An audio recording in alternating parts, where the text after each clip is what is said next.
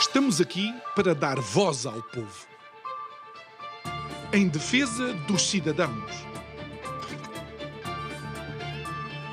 pela dignidade humana. Todos temos deveres, mas também todos temos direitos. Será que existe justiça? Isto é o povo a falar.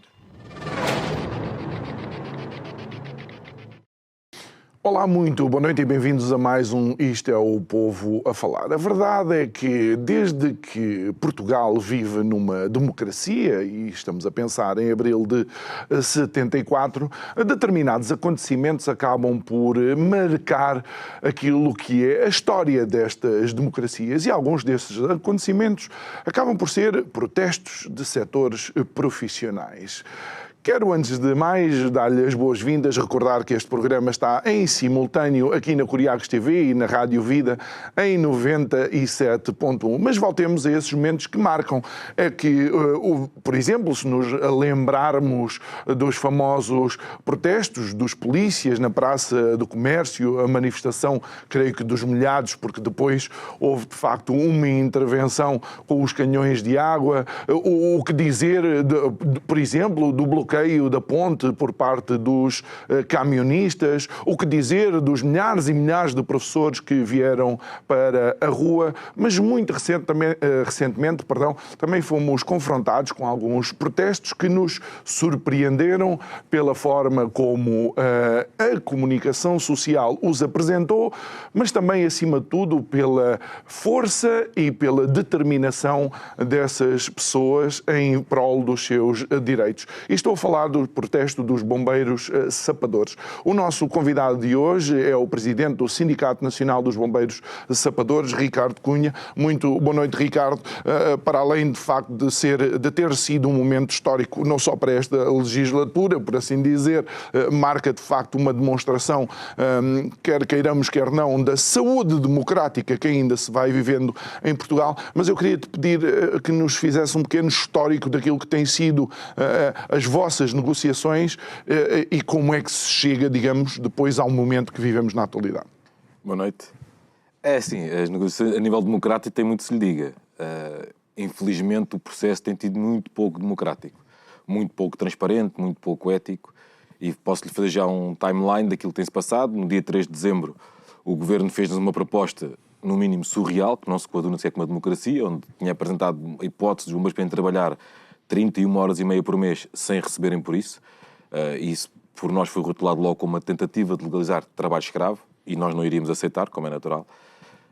Entretanto, os nossos colegas na rua, quando souberam disto, e lógico, começaram a protestar, a usar os petardos, tentou-se diabolizar aquelas pessoas que estavam ali a lutar, e que ainda hoje, recentemente, se vai dizer que o Ministério Público está muito preocupado com os bombeiros que fizeram aquilo, rotulando quase eles de bandidos.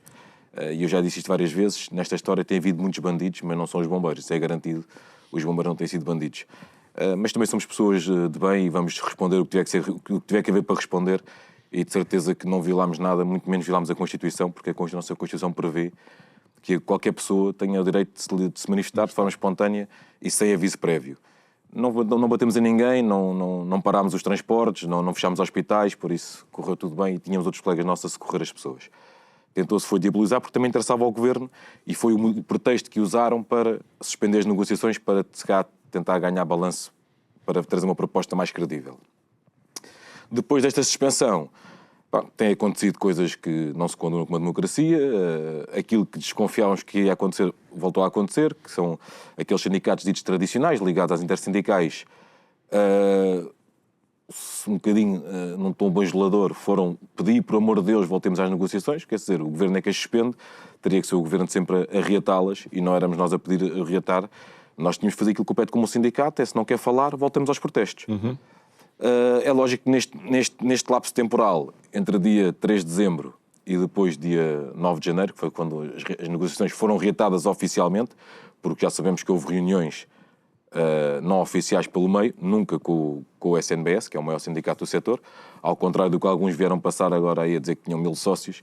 Só se a gente agora começámos a multiplicá-los, porque é impossível. É impossível ter 1000 sócios, a menos que eles estejam a contar com pessoas que não são bombeiros chapadores e por aí fora. Isso até podem ter 4 ou 5 mil, mas a gente só está a falar de bombeiros chapadores. No dia 9, a gente tínhamos um protesto marcado, o Governo não quis reatar as negociações até dia 20 de dezembro, que era a última data que havia prevista. Nós ainda demos o recado que se até dia 10 de janeiro voltassem as negociações, a gente voltaria na tranquilidade. O Governo não dá respostas, nós marcámos um protesto para dia 15, temos prazos legais para os fazer, fizemos esse protesto. E o Governo depois andou lá a tentar assustar os bombeiros através dos sindicatos, que são para o protesto, que isto vai acontecer aqui no mundo à terra. Decidimos suspender o protesto e o Governo chamou-nos à negociação também no dia 9. No dia 9 estava tudo tranquilo.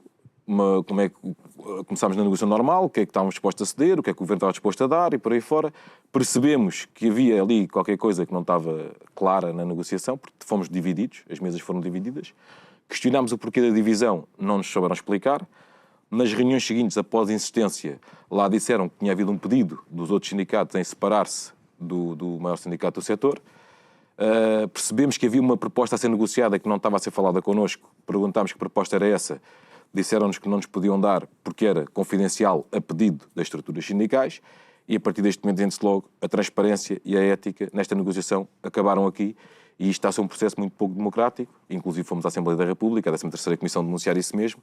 Os próprios bombeiros denunciaram à 13ª Comissão e posso dizer que foram perto de 500 e-mails que a Comissão recebeu a dizer que não estavam a gostar da forma que o Governo estava a lidar com isto. A Comissão, infelizmente, não passou à audição desses 500 bombeiros, o que seria, se calhar, histórico para a democracia também ouvir o que é que os interessados tinham a dizer sobre o que estava a passar, mas se calhar isto não interessava ao Governo, porque se calhar iam ouvir coisas que não iam gostar de ouvir. Mas os bombeiros, no meio disto, têm razão.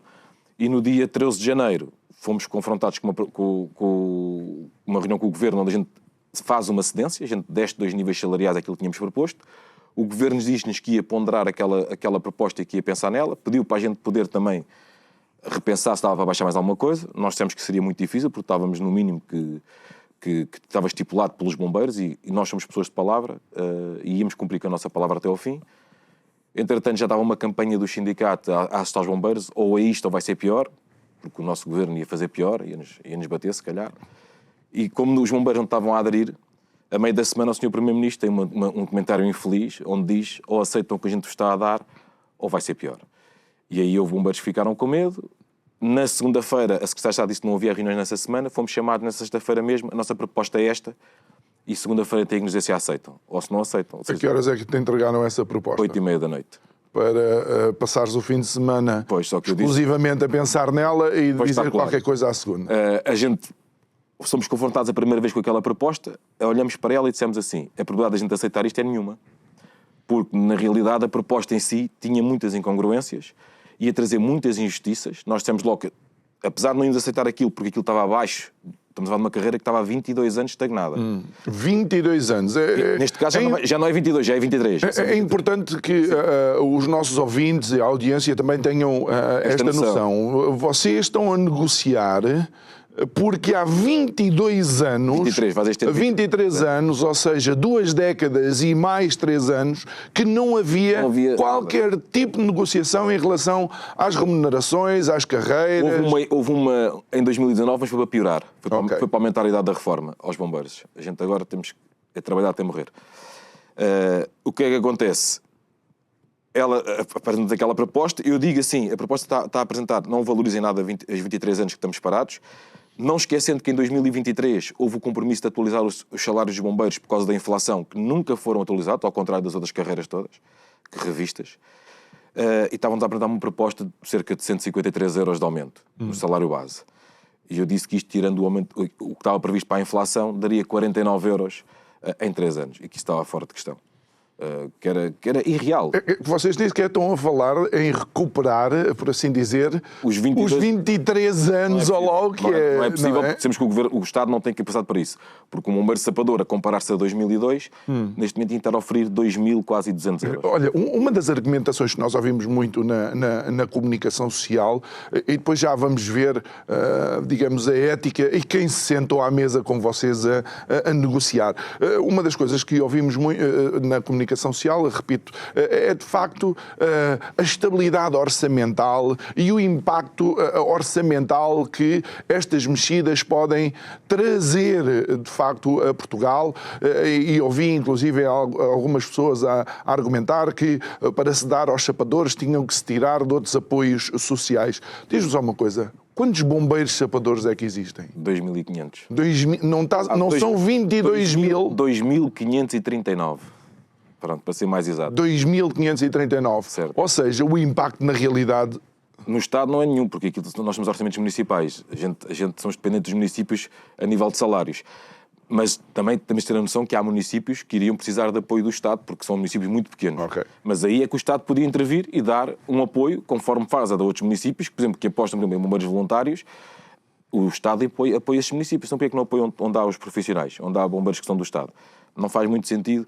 Ou seja, as prioridades dos nossos governos, não vou só falar deste, de todos os governos, não está correta. Não se governa para o povo, governa-se para os votos. E isto é que está errado. No dia que decidirem governar o país para o povo, se calhar começamos a evoluir como nação. Enquanto não for assim, vamos mudando os governos, mas os processos são sempre os mesmos. E depois, para culminar isto que eu lhe estava a dizer, nós alertámos que na fase transitória, ou seja, eu neste momento tenho umas tabelas salariais que estão previstas para a função pública, estão públicas. Ao transitar para a nova tabela, tem que haver um reposicionamento de quem está na carreira. Para além da carreira não estar atrativa, um miúdo que quer entrar para esta carreira, porque a PSP também está a negociar agora a carreira deles, e de certeza já está mais atrativa e mais atrativa irá ficar. Ou seja, o risco dos bombeiros sapadores se extinguirem com o tempo é muito elevado. Okay? Eu não estou a negociar a carreira para quem cá está. A gente tem que negociar é para criar melhores coisas para quem entra. É lógico que quem cá está vai sempre ficar melhor. Mas nesta transição, aquilo que o Governo nos apresenta, apesar de haver muita confusão sobre este tema no mundo dos bombeiros, porque os sindicatos chegam para os bombeiros e vais ganhar isto, vais ganhar aquilo. Mas ninguém consegue explicar às pessoas o que é que diz a lei sobre a transição. A transição diz o seguinte: você vai para uma tabela nova que lhe garanta, no mínimo, um aumento salarial de 28 euros. Ou seja, há bombeiros que, na realidade, vão ter aumentos de 40 euros, 50 euros, 60 euros. Na melhor das hipóteses, há bombeiros que vão ter 100 euros de aumento. E vai acarretar que bombeiros que têm, por exemplo, 25 anos de profissão vão ser reposicionados num índice e que vai acontecer bombeiros muito mais novos que como não perdem os pontos do CIADAP, e a maior parte destes bombeiros que eu estou a falar estão com 0 porque desbloquearam agora. Estes bombeiros vão acontecer o quê? Para o ano, passam à frente destes. Isto é completamente injusto para as pessoas que já cá estão. Ou seja, não tem nada contra isto acontecer. As pessoas que já têm 20 e tal anos de casa, 30 anos de casa, vão ser injustiçadas. Alertámos à Secretária de Estado e dissemos: você tem que criar uma norma transitória que garanta, por exemplo, no mínimo, que ninguém vai oferecer menos do que 100 euros àquilo que está a ganhar agora. E disseram-nos logo que está fora de questão. Ora, nós alertámos os bombeiros disto, e para a gente ver a ética, a proposta que nos apresentaram a nós foi apresentada aos outros sindicatos. Nós dissemos que não íamos assinar a proposta porque não estavam reunidos os mínimos aceitáveis para valorizar esta carreira e para criar atratividade à carreira. É a nossa posição, estamos aqui para defender não só os bombeiros, mas também o nosso próprio país. Os outros sindicatos decidiram que aquilo era muito bom e já ouvi barbaridades dizerem que foi um acordo histórico, 60% de aumento, e eu percebo porque é que o Governo negociou com estes sindicatos, porque são pessoas que não sabem nem sequer quantas sabem fazer. Porque se soubessem fazer contas, não diziam a barbaridade daquilo. É que nem o Governo conseguiu dizer isso. O Governo veio dizer 37% de aumento daqui a 3 anos. E este vem dizer 60%. Só na cabeça daquelas pessoas. Porque... Olha, Ricardo, mas tu não és contra a existência de outros sindicatos no setor. E, aliás, nós queremos é todos à mesa. Nós estamos disponíveis para negociar com todos à mesa. Porque aquilo que o SNBS tem para defender, defende à frente, seja de quem for. Não tenho problema nenhum que você, do outro sindicato, tenha uma opinião diferente. Tem é que ter melhores argumentos que eu. Senão a gente vai estar ali a discutir, e eu acho que isso até é saudável numa democracia. Eu costumo dizer assim, na democracia todos têm de ser ouvidos, maiorias e minorias, até porque as minorias muitas vezes têm ideias válidas para serem implementadas. Mas prevalece sempre a vontade da maioria, não é? Se a maioria quer ir para este lado, não é porque uma minoria quer ir para aquele que temos que ir todos para aquele. Achas que há uma instrumentalização desses sindicatos por parte desta tutela? A minha opinião pessoal, isto é assim há muitos anos. Ou seja, há aqueles sindicatos ditos do sistema, não é? Que pertencem às intersindicais que toda a gente conhece, e que na realidade não representam a maioria dos trabalhadores, porque para termos uma noção, essas intersindicais que pertencem à concertação social representam cerca de 18% dos trabalhadores sindicalizados, ou seja, os sindicatos independentes representam uma grande maioria, só que não se sentam na concertação social. Sabe porquê? Porque há uma regra para você pertencer à concertação social, que é, todos os atuais membros têm que validar a entrada de outros sindicatos, ou de outras federações. Basta um dizer que não, ninguém entra. Só por aqui se vê que, até neste tipo de regras, não há democracia. Okay? Pronto. E agora repare, estas pessoas são sindicalistas profissionais, são pessoas que não trabalham há muitos anos, estão agarradas ao sindicalismo há muitos anos.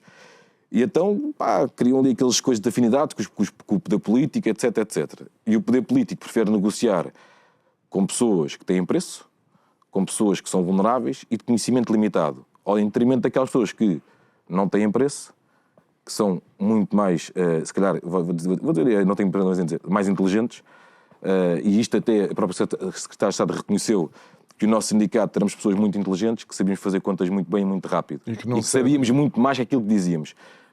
Reconheço que ao fim das reuniões ela já tinha percebido isso, e é verdade, não é mentira nenhuma, e não estou a querer ser arrogante, mas eu, pelo menos, eu sou bombeiro, eu conheço esta realidade, eu sei o que eu estou de serviço com os meus colegas, eu não passo a vida no sindicato, até porque eu sou sindicalista que não concordo que os sindicalistas andem a viver à custa do patrão sem lá pôr os pés. Não é? Quando vocês estão fardados, vocês não usam o emblema do sindicato, claro, por assim dizer, claro, este de um, este de outro, e de certeza quando vão para um cenário de intervenção, não é essa a vossa primeira prioridade. Mas isto leva-me a uma outra questão. Se de facto essa união e essa capacidade de interajuda que vocês têm em cenário de acidente ou incidente para o qual sejam chamados, não é precisamente essa união que as tutelas e os governos tentam desfazer nestes momentos negociais? Claro que sim, porque a gente tem que perceber uma coisa, quando as pessoas estão todas unidas, têm uma força que não têm quando estão separadas. Como costuma dizer, dividir para reinar. Okay? O problema é os mecanismos que se usam para ver esta divisão, que é com informação que não está correta, e depois, quando as coisas acontecerem e que já não há nada a fazer, vão sempre dizer, a conversa vai sempre, o governo traiu-nos, porque eles não nos disseram que ia ser assim. Ou seja, vai sempre ser isto e depois os bombeiros acabam por, ou seja, são lesados. Há bombeiros que pensam que se daqui a 4 anos estamos outra vez a negociar a carreira. Já disse que isto é completamente falso. Nenhum governo que venha a seguir vai querer negociar uma carreira que acabou agora de ser negociada. E eu costumo dizer, os bombeiros são pessoas resilientes, enfrentamos o medo todos os dias e não nos devemos acobardar. O bombeiro não se deve acobardar. É normal que venha sempre ameaças, a coação, como está agora da Justiça, às pessoas que fizeram os protestos, do Ministério Público.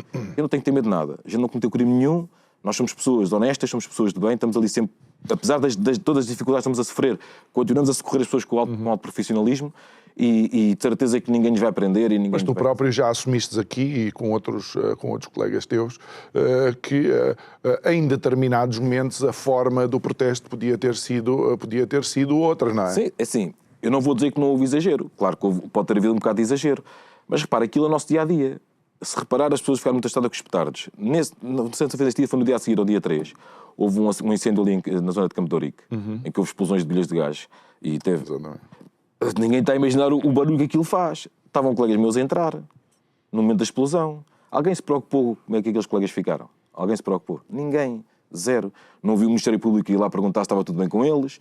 Não vi o senhor Primeiro-Ministro perguntar se estava tudo bem com eles. Não, alguém esteve lá, salvou quem tinha que ser salvo, fez o serviço e voltou para a sua vida, e agora as consequências vão estar a tratá-las nos hospitais e por aí fora. E ninguém quer saber. Ou seja, está tudo muito preocupado. Mas aquilo que os bombeiros fizeram...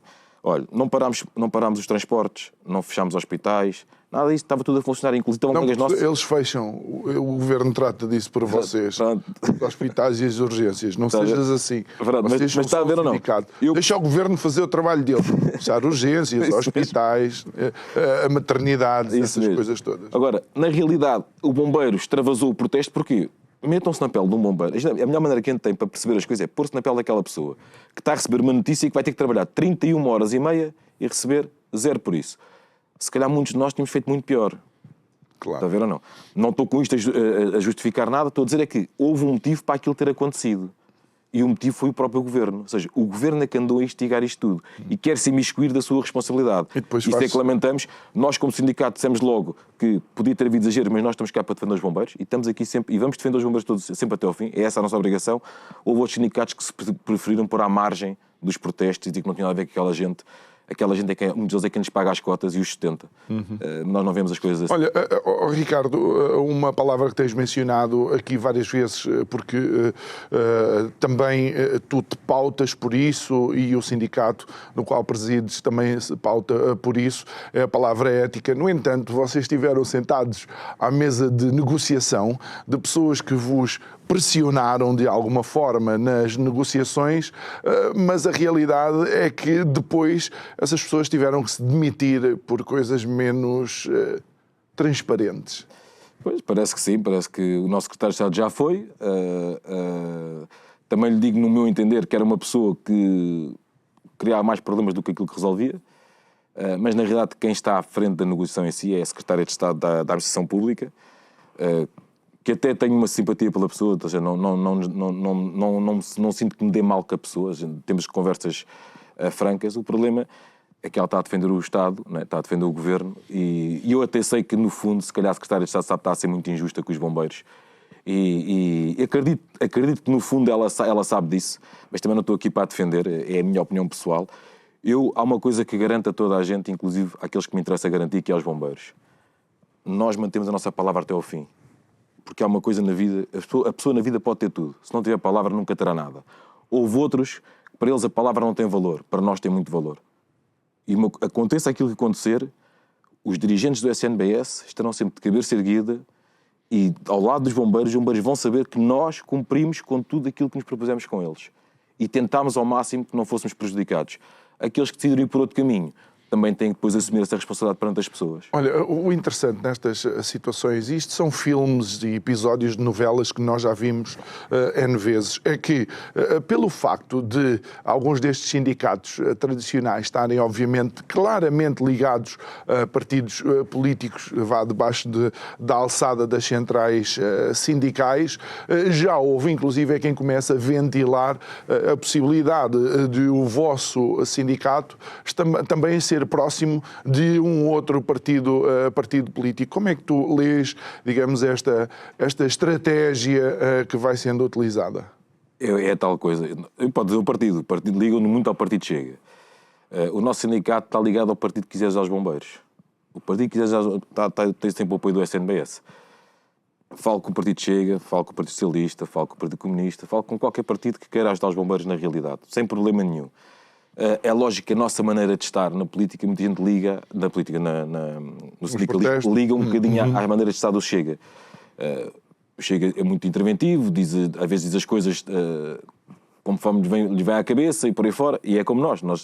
Eu falo em português, não falta ao respeito a ninguém, mas digo como tem que ser dito. As coisas têm que ser ditas claramente e frontalmente, que é para não haver que há muita... Porque a gente começa a usar às vezes o português assim um bocadinho mais elaborado e as pessoas não entendem aquilo que nós queremos dizer. Então vamos falar em português correto, que é para se entender logo à primeira. E é por esse motivo que lhes ligam se calhar ao Partido Chega, porque você vê que há sindicatos ligados a vários setores, mas eles raramente se atacam uns aos outros. Eu não estou a atacar ninguém, estou a dizer a verdade. Isto não é atacar, mas assim, você não vê um sindicato capaz de dizer do outro aquilo que eu estou a dizer, mas eu estou a dizer aquilo que eu estou a ver. Eu digo aquilo que vejo e aquilo que está a acontecer. Não é falar mal ou bem, até porque eu já pertenci 14 anos a um dos sindicatos que acabou neste momento de fazer aquilo que fez aos bombeiros. Mas por algum motivo saí de lá. Não é? Eu saí de lá porque vi que aquilo, se calhar, já em 2019... ou seja, em 2019 o sindicato onde eu estava acusou um outro sindicato de ter sido responsável pelo agravamento da reforma, mas como tanto é preso ladrão como que fica à porta a tomar conta. E pouco foi feito também para impedir que isso acontecesse. E eu nessa altura também abandonei e estou super satisfeito com a minha decisão, com a decisão que tomei. Vim para este sindicato e criámos este sindicato, eu sou um dos criadores também do sindicato, e sabendo que isto ia trazer muita chatice para a vida pessoal e por aí fora, já cá estou, e eu sou uma pessoa que não vira as costas à luta, vou até ao fim, enquanto estiver cá no mandato vou cumprir até ao fim, e quem me conhece sabe que é sempre na minha linha, a cumprir com a minha palavra, mantendo a ética acima de tudo perante as pessoas. A mim ninguém me vai apontar dedos de certeza absoluta no final desta história toda, e eu quando chego a casa deito-me no travesseiro e durmo tranquilamente. Se calhar outros não o fazem. Por isso, ligarem-nos ao Partido Chega ou seja quem for, eu não faço cordões sanitários a ninguém, vivo num país democrático, tenho amigos que estão ligados ao Partido Chega, tenho amigos que são ligados a outros partidos, e não deixo de ser amigo deles por causa disso, nem vou deixar de falar com eles por causa disso. Há quem pense que tem que ser assim, tem que fazer um cordão sanitário ali ou lá. Eu não penso assim. Respeito muito a liberdade política, religiosa e por aí fora. E aliás, tenho esse dever como bombeiro. Claro. Mas o interessante é que, e obviamente há coisas que eventualmente devem ficar na privacidade dos encontros e das reuniões das pessoas, é que provavelmente, tu de certeza que reúnes com outras pessoas, presidentes eventualmente de outros partidos, representantes de outros partidos que não é esse que estás a mencionar, mas as pessoas pedem um bocado mais de discrição. Não, assim, é normal que peçam descrição, assim, mas não é segredo. E agora temos reuniões com o Pedro Nuno Santos, saiu na televisão, e fomos numa tentativa de apelar que o maior partido da oposição pudesse intervir no sentido de tentar que a democracia funcione no nosso país, porque parece-nos que o nosso governo não lida bem com a democracia, ou com o Estado Democrático. Tu dizes, há um comunicado vosso, e desculpa, eu estou-me a rir, eu sei que é um drama, mas às vezes isto parece um filme, uma comédia. Há um comunicado vosso relativamente à intervenção do governo, a uma das intervenções do governo, onde tu chamas qualquer coisa do ultimato austro-húngaro ou qualquer coisa assim, não é? É isso mesmo.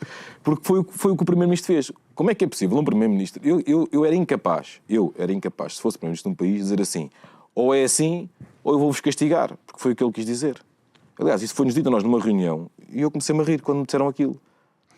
Porque eu pago para ver isso. Eu queria ver um governo que faz uma proposta aos bombeiros e diz assim, eu estou disposto a dar-vos isto. Se não aceitarem, eu vou-vos fazer pior. Eu tenho a certeza que a Assembleia da República ia intervir.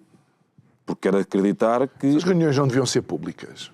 É assim, as reuniões estão a ser gravadas e por mim, olha, eu vou-lhe dizer, por mim não tinha problema em ser público. Acho que ia ser mais giro do que os debates da Assembleia da República, porque são muito mais animadas. São muito mais animadas. Por isso, eu sou transparente, eu não escondo nada de ninguém e digo que tem que ser dito à frente, seja de quem for. E acho que isso é patente. Se calhar um dia vou ter problemas com isso, porque a justiça depois também, tem vezes, é usada para tentar calar as pessoas. O que não vai ser fácil no meu caso, porque eu não me amedronto com isso. Aquilo que eu tiver para dizer eu digo. Não ofendi ninguém, não estou a dizer mentiras e tenho que comprovar aquilo que estou a dizer, está tudo em atas.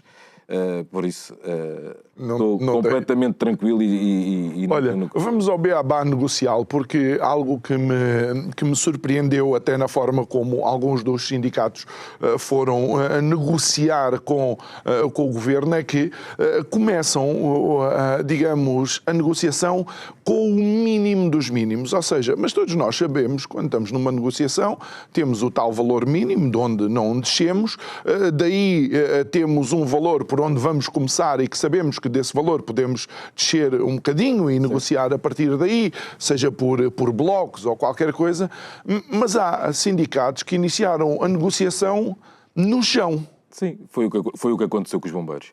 Ou seja, houve uma reunião dos sindicatos que estavam a negociar com o governo. Nessa reunião foi solicitado haver uma proposta única.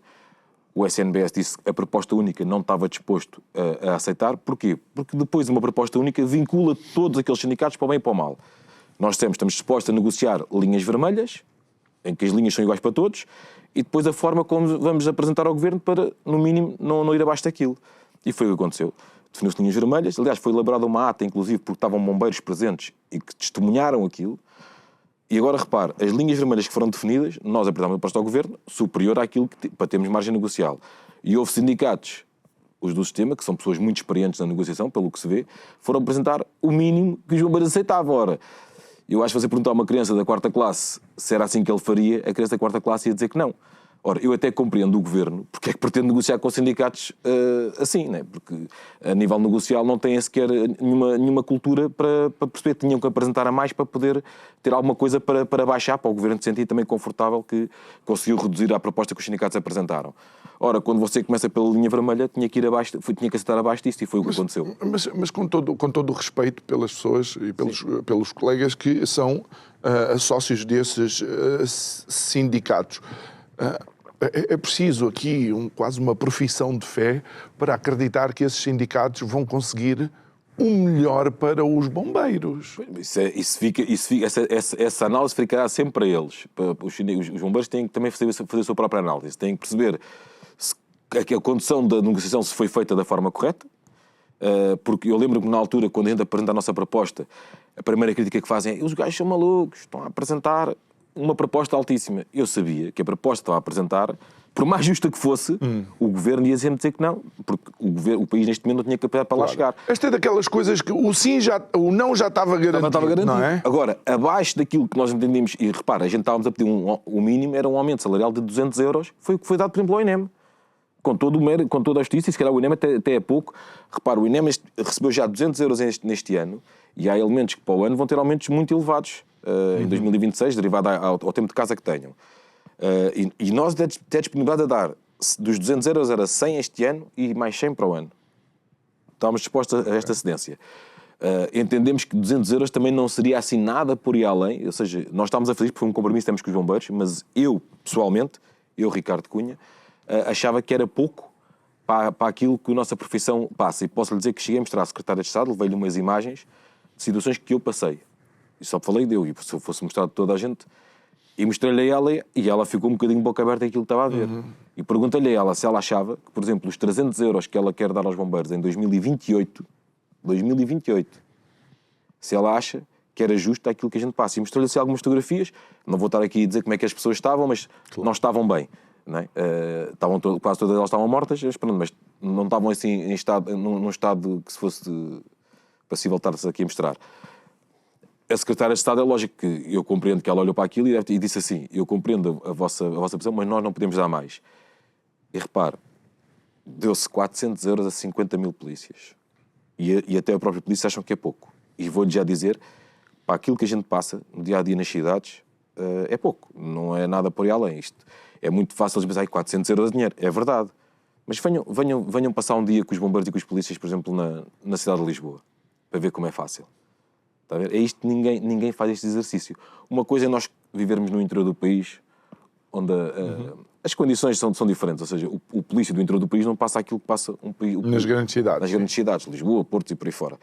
É virem viver um dia connosco para perceberem que não é fácil. Não é fácil, pronto.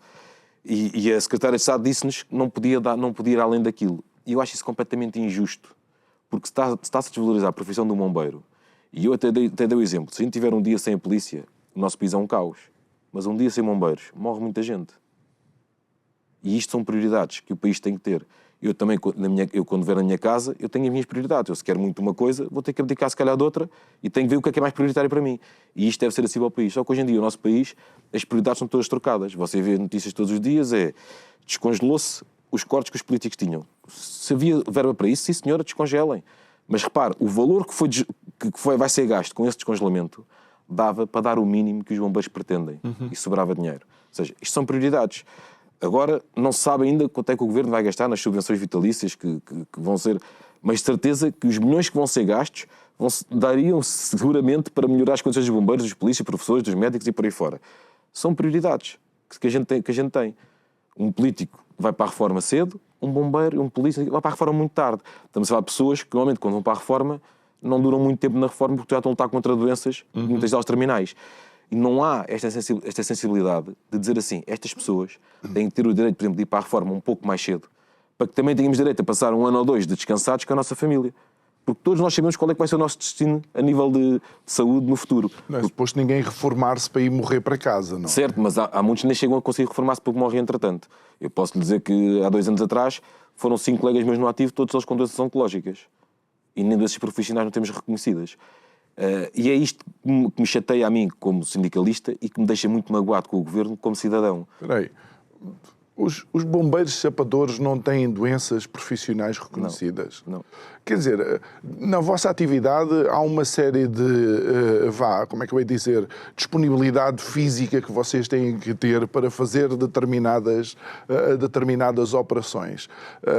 E não têm reconhecimento. Posso dizer assim, nada, nem do foro psicológico, nem do foro ortopédico, nada. Há colegas nossos, por exemplo, derivado das nossas funções, que criamos muitas lesões nos joelhos, nas costas, claro. E por aí fora. Eu estou a dizer isto que eu joguei basquete. E agora imagine, e não me aleijava nos cotovelos, era nos tornozelos, no joelho. É normal que às vezes tem uma dor no joelho, não liga, dá umas compromissos e que vai passando. Há de haver um dia que o joelho vai ceder. Você chega à medicina do trabalho, olha, o joelho aconteceu isto assim, eles vão fazer ressonância. Isto é lesão antiga, esquece, resolve-te. Isto é o nosso dia-a-dia. Okay? E isto é lamentável acontecer, mas isto acontece com muita frequência. E quem me vai ouvir, os meus colegas vão ouvir, vão dizer, ele tem razão naquilo que está a dizer. E do foro psicológico também acaba por ser importante. Eu sei que tem chamado a atenção, porque eu creio que vocês vão realizar uma atividade vocacionada para o burnout. Nós estamos a oferecer aos nossos associados uma formação nessa área, e a nossa formadora também dá formação, por exemplo, às polícias. É uma excelente formação. Aquilo é mais também para nos ajudar a detectar os sinais que possamos estar a entrar já numa fase de burnout, porque muitas vezes a gente pensa assim, o bombeiro, por exemplo, matou-se. Matou-se, estava com problemas, se calhar, de dinheiro, não sei o quê. E não é. Isto é... Eu costumo dizer assim, todos nós temos nossos fantasmas. Aquelas imagens que eu mostrei à secretária de Estado, disse-lhe assim, essas pessoas que aí estão são os meus fantasmas. Eu vivo com eles todos os dias. E aprendo a viver com eles. Porque a gente tem que pensar uma coisa, uma pessoa é torçada por um comboio, quem é que lá vai? Quem é que vai ver aquilo? Somos nós.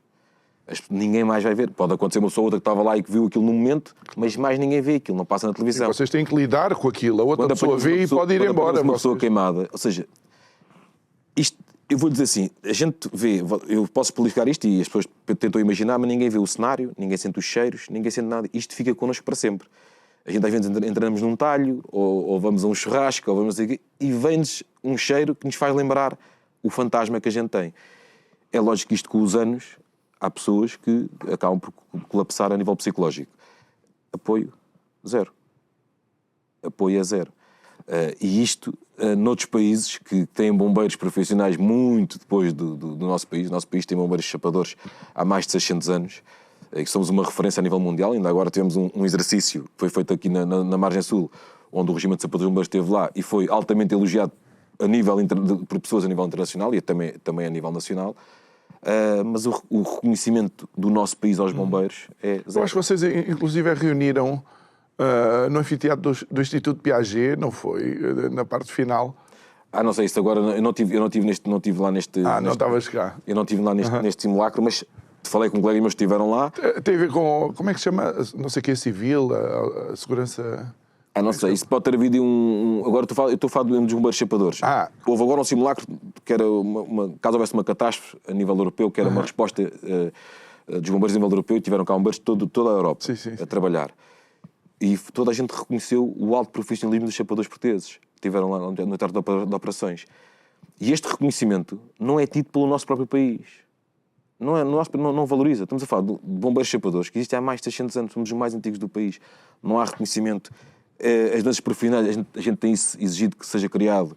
Isto é uma carga de trabalhos, pá. Ou seja, vocês já eram sapadores com raiz, foram sapadores na Primeira República e por aí fora. Nós já temos uma longa história e lamento, por exemplo, que a Câmara de Lisboa, que tem o maior espólio museológico do nosso país, tenha esse espólio a apodrecer junto ao Rio Tejo, nos armazéns, porque não se dignou ainda a construir um museu, porque nós tínhamos um museu no quartel de Benfica, que depois foi vendido ou foi doado quase ao Hospital da Luz, eu não sei se foi vendido, se foi doado ao Hospital da Luz, e os nossos espólios, estamos a falar que temos lá carros que são únicos no mundo, não há mais nenhum.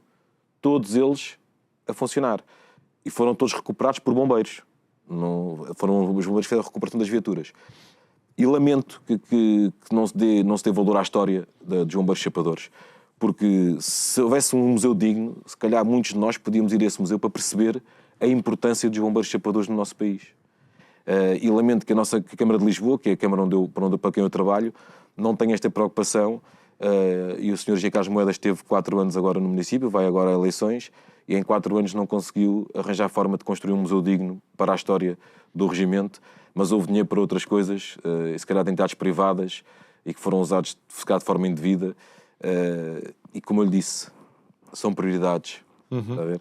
E isto é que me deixa triste, porque aquilo que é do povo, porque os bombeiros chapadores acabam por ser bombeiros do povo, são bombeiros pagos pelos impostos portugueses, não são devidamente tratados nem pelo Estado e nem muitas vezes pelo Estado autárquico, que é quem nós somos dependentes. Olha, isso é que me entretece. Ricardo, em termos do futuro próximo, quais são as expectativas, o que é que está para acontecer?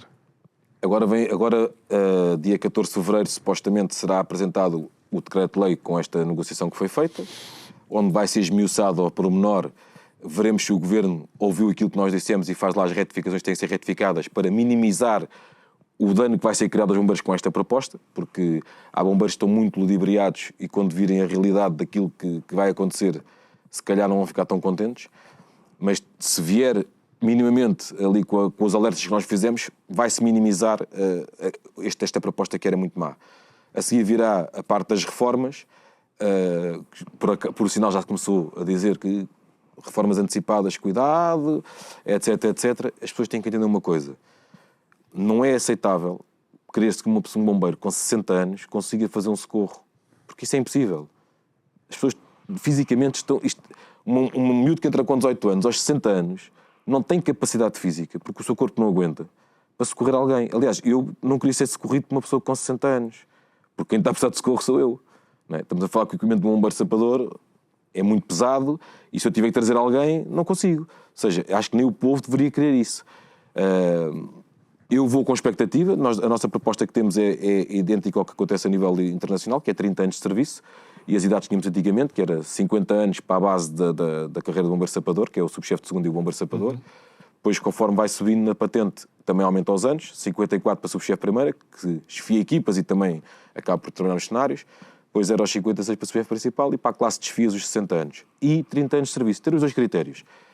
Eu, no meu caso, entrei com 25 anos até aos 55, mas há outros bombeiros que poderiam ir mais cedo. Queríamos também que fosse dada a hipótese do bombeiro, derivado da patente que tem, se atingiste a idade que o estudante é bombeiro sapador, atingiu 50 anos, falta-lhe anos para os 30 anos de serviço, possa aceder à reforma antecipada, com as devidas penalizações, mas isso é uma opção de cada trabalhador, porque há trabalhadores que se chegam aos 50 e já não consigo mais. Ando todo claro. Dores nas costas, dos joelhos, da cabeça, não sei o quê, prefiro ir embora com a penalização, mas tentar sossegar a minha vida.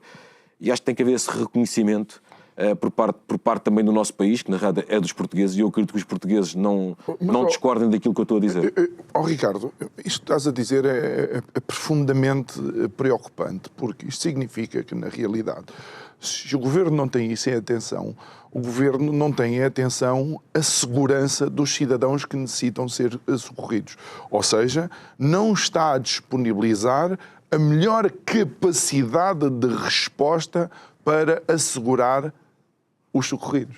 Sim, e o Governo não tem essa preocupação, porque se tivesse, não apresentava a proposta que está a apresentar salarial, porque eu disse isto à Secretária de Estado. Nós estamos com um problema que é o problema de contratação, ou seja, não há candidatos. E a proposta salarial que está a ser apresentada não é aliciante. Estamos a falar que o nosso país, em 2028, o ordenado mínimo estará pelo menos, no mínimo, nos 1.020 euros. Ora, um bombeiro sapador vai ter pouco mais de 1.400 euros de base para entrar.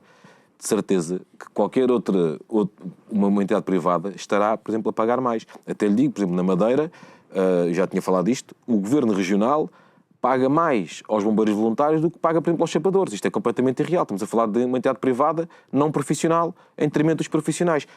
Só vai para os sapadores quem for parvo, não é? E isto é como vai acontecer aqui no nosso país. Se, por exemplo, a PSP tem melhores condições de entrada, vou para os bombeiros que é mais difícil de entrar. É que nos bombeiros você faz provas médicas, faz provas físicas, faz psicotécnicos, faz psicológicos, tudo isto é eliminar. Ou seja, aparecem, por exemplo, 400 candidatos, e vou-lhe dizer, a Câmara de Lisboa abriu 60 vagas, 400 candidatos, aproveitou 54. Okay? Nem conseguiu comatar as vagas. Outros municípios abriram, por exemplo, 20 vagas, apareceram 16, e por aí fora. Ou seja, isto com o passar dos anos, vai haver um dia que vão dizer assim, estamos no limite, estamos a ficar sem bombeiros chapadores. Porque os bombeiros chapadores são os únicos que o país pode contar, se houver uma catástrofe, são esses 2.539 que têm a obrigatoriedade de socorrer alguém. Esses têm a obrigatoriedade, mas ninguém tem. Pode haver mais bombeiros, mas a profissão deles é outra. Okay?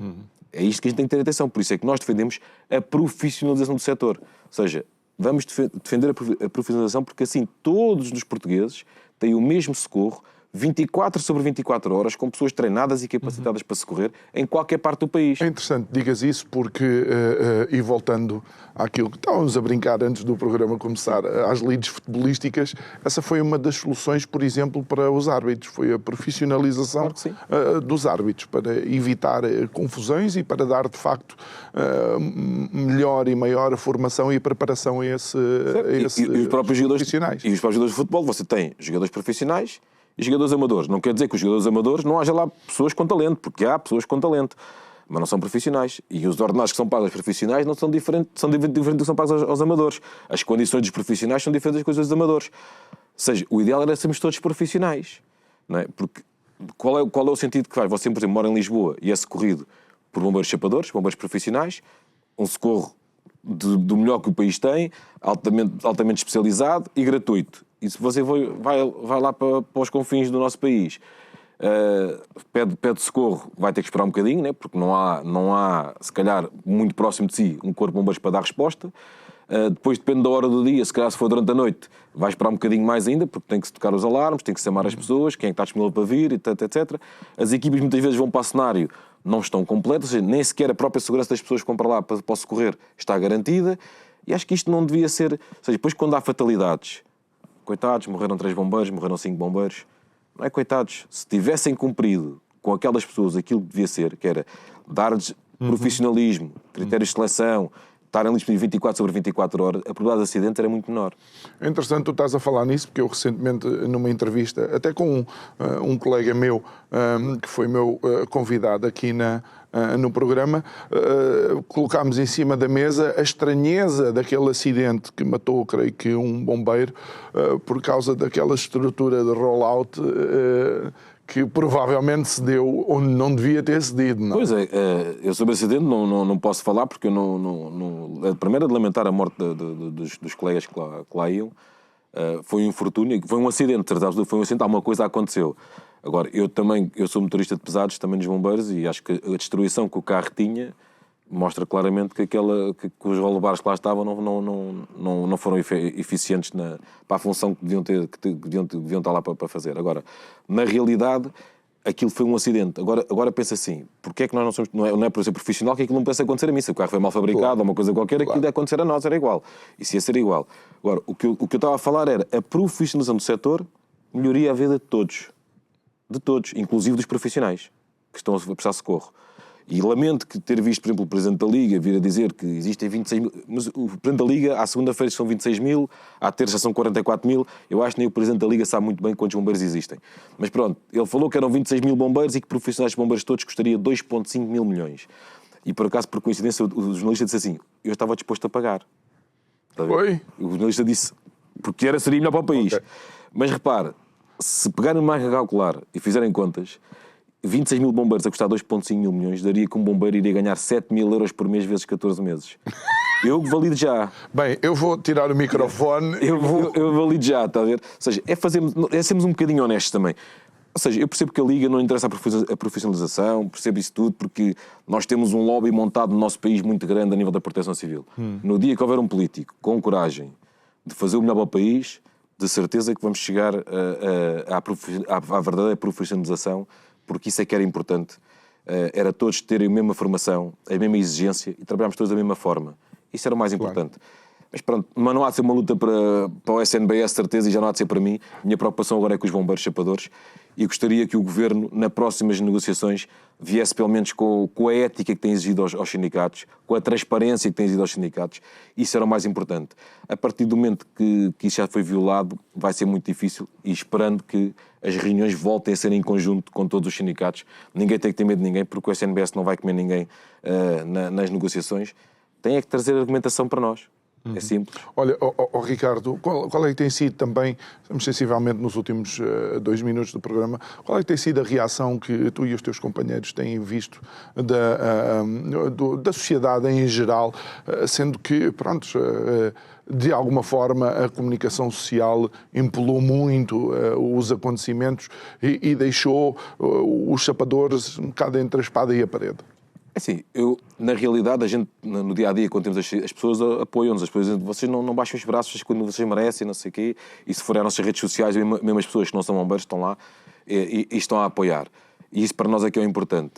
O que eu lamento no meio disto tudo é que estes atritos que o Governo e os sindicatos criaram estão a deixar um clima muito tenso no mundo dos bombeiros. Isso é que eu lamento. Não é para isso que os sindicatos servem. Nós devíamos estar a olhar para a negociação na perspectiva de quem vai entrar e não de quem cá está. E isso não está a acontecer, é o que eu lamento. Espero que a postura mude, que os bombeiros tenham o devido reconhecimento e que os sindicatos que lá estão, independentemente de ser o SNBS que é o maior ou os outros, trabalhem por esse reconhecimento e não pelo compadrio. Isso é que eu espero. Muito bem. Ricardo Cunha, presidente Obrigado. do Sindicato Nacional dos Bombeiros Salvadores, obrigado por ter estado aqui connosco uma vez mais. Obrigado a si que nos acompanhou neste programa. Não se esqueça que, subscrevendo o canal de YouTube do Isto é o Povo a Falar, você pode rever estas conversas, vá até lá, procure Isto é o Povo a Falar, clique no sininho para receber as notificações sempre e quando nós fazemos o upload destas nossas conversas com os nossos convidados. Hoje quero também deixar aqui um abraço muito especial aos nossos ouvintes da Rádio Vida, que não nos veem, mas ouvem-nos. E assim quero desejar-lhe um resto de boa noite. Até amanhã para mais um programa. Muito obrigado. Deus.